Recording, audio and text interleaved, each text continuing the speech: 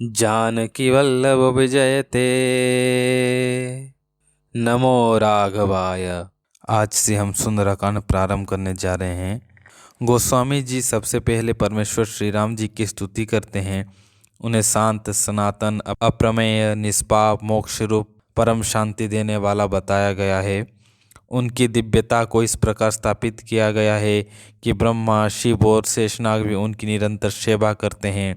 वे केवल वेदों द्वारा जानने योग्य हैं, सर्वव्यापी हैं और देवताओं के गुरु हैं। इस स्तुति में यह तथ्य प्रमुख है कि वह माया के कारण मनुष्य रूप में प्रकट हुए हैं, जो समस्त पापों को हरने वाले, करुणा की खान, रघुकुल में श्रेष्ठ तथा राजाओं के शिरोमणि हैं। वह रघुनाथ जी सत्य हैं, यह जानते हुए कि राम सभी के अंतरात्मा हैं। फिर गोस्वामी जी पवन पुत्र श्री हनुमान जी की स्तुति करते हैं।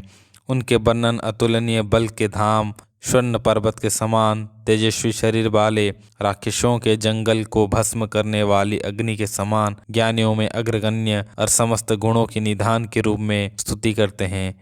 उन्हें विशेष रूप से वानरों का स्वामी और श्री रघुनाथ जी का प्रिय भक्त कहकर कथा को आगे बढ़ाते हैं। जाम्बवन के उत्साह भरे वचन सुनकर हनुमान जी अत्यंत प्रसन्न हुए। उन्होंने वानर सेना के अन्य सदस्यों से कहा कि वे दुख सहकर कंद मूल फल खाकर तब तक उनकी प्रतीक्षा करें जब तक कि वे सीता जी का पता लगाकर न लौट आएं। हनुमान जी को विशेष हर्ष था कि कार्य अवश्य सिद्ध होगा। यह कहकर उन्होंने सभी को सिर नवाया और श्री रघुनाथ जी को हृदय में धारण करके उत्साहपूर्वक प्रस्थान किया। हनुमान जी ने समुद्र तट पर स्थित एक सुंदर पर्वत पर खेल खेल में छलांग लगाई। बार बार श्री रघुबीर का स्मरण करते हुए उन्होंने उस पर्वत से अत्यंत बलपूर्वक उछाल भरी। उनकी इस भारी बल के कारण जिस पर्वत पर उन्होंने पैर रखा था वह तुरंत ही पाताल में धंस गया। हनुमान जी की गति की तुलना श्री रघुनाथ जी के अमोघ बाण से की गई है। फिर समुद्र ने हनुमान जी को श्री राम का दूत समझा। उन्होंने अपने भीतर स्थित मैनक पर्वत से कहा कि वह ऊपर उठकर हनुमान जी की थकावट दूर करने का प्रबंध करें। मैनक पर्वत द्वारा विश्राम का प्रस्ताव दिए जाने पर हनुमान जी ने उसे हाथ से छुआ और प्रणाम किया और विनम्रता से कहा कि श्री रामचंद्र जी का काम किए बिना उन्हें कहीं भी विश्राम नहीं मिल सकता। आगे मार्ग में देवताओं ने हनुमान जी के बल और बुद्धि की परीक्षा लेने के लिए सुरसा नामक सर्पों की माता को भेजा। सुरसा ने आकर कहा कि आज देवताओं ने उसे भोजन दिया है। इस पर हनुमान जी ने कहा कि वे पहले राम जी का कार्य करके लौट आएं और सीता जी की खबर प्रभु को सुना दें, तब वे स्वयं आकर उसके मुख में प्रवेश कर जाएंगे। जब सुरसा किसी भी उपाय से उन्हें जाने नहीं दिया तब हनुमान जी ने उसे चुनौती दी कि वह उन्हें खा ले। सुरसा ने अपना मुख 1 योजन तक फैलाया तो हनुमान जी ने अपने शरीर को उससे दुगना बढ़ा लिया। सुरसा ने मुख 16 योजन किया तो हनुमान जी तुरंत 32 योजन के हो गए। जैसे जैसे सुरसा मुख का विस्तार बढ़ाती गई हनुमान जी उसका दुगना रूप दिखाते रहे। अंत में जब सुरसा ने 100 योजन का मुख किया तो पवनपुत्र ने अत्यंत छोटा सा रूप धारण किया। उसके मुख में घुसकर तुरंत बाहर निकल आए और सिर नवाकर विदा मांगी।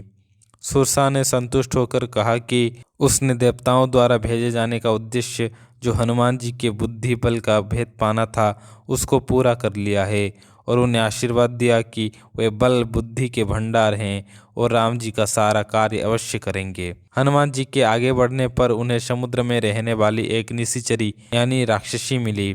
वह माया करके आकाश में उड़ने वाले जीवों की परछाई जल में देखकर उसे पकड़ लेती थी, जिससे जीव उड़ नहीं पाते थे और नीचे गिर जाते थे। उसने वही छल हनुमान जी के साथ किया। धीर बुद्धि वीर हनुमान जी ने तुरंत उसका कपट पहचान लिया।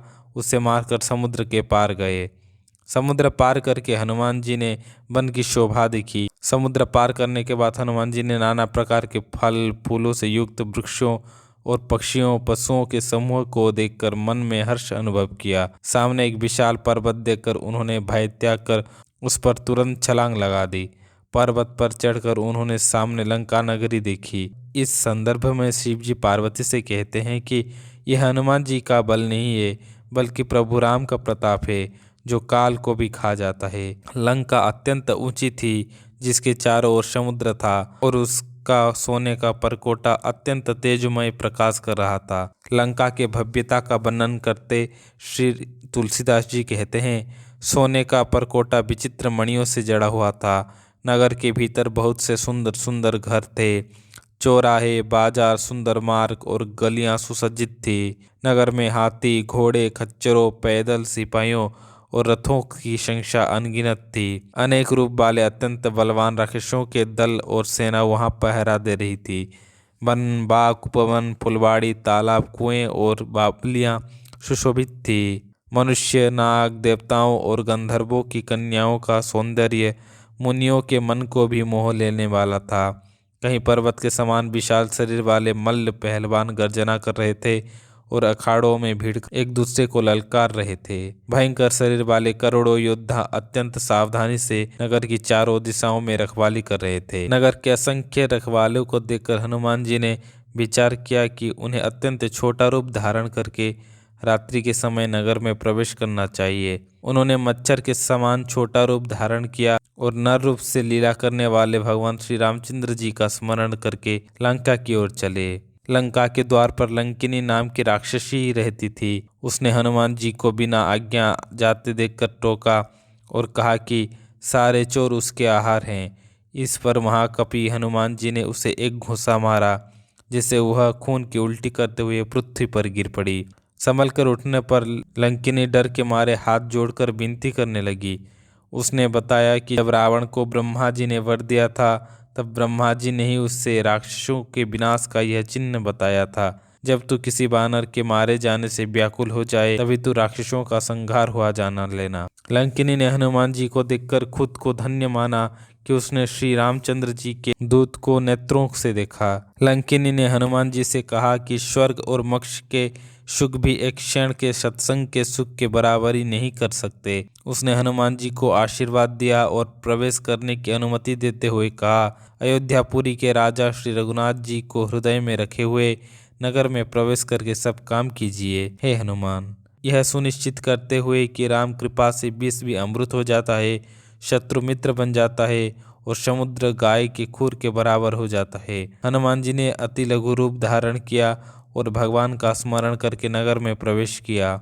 उन्होंने एक एक महल की खोज की और हर जगह असंख्य योद्धा देखे।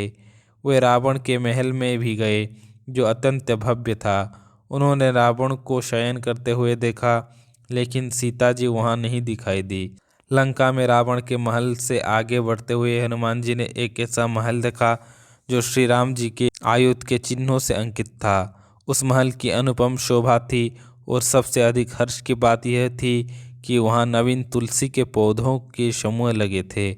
हनुमान जी मन में तर्क करने लगे कि लंका तो राक्षसों के समूह का निवास स्थान है, फिर यहाँ किसी सज्जन पुरुष का वास कैसे हो सकता है।